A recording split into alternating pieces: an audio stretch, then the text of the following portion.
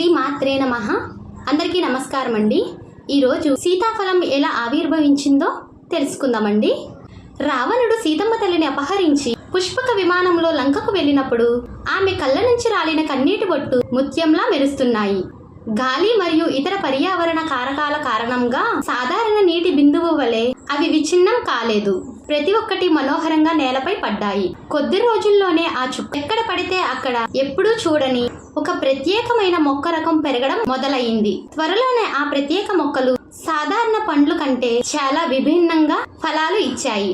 ఆ పండ్లను కోతులు పగలగొట్టినప్పుడు ఆ పండ్లలో కన్నీటి బిందువుల ఆకారం తెల్లని గుజ్జుతో కప్పబడిన చిన్న విత్తనాలు పుష్కలంగా ఉన్నాయని వారు కనుగొన్నారు. సీతాదేవి కన్నీళ్లు ఆ పండ్ల రూపంలో వ్యక్తమయ్యాయి మరియు చివరికి ఆ పండ్లు సీతాదేవి పేరు మీద సీతాఫలం అని పిలువబడ్డాయి. ఈ ఇన్ఫర్మేషన్ మీకు నచ్చినట్లయితే వీడియోని లైక్ చేయండి.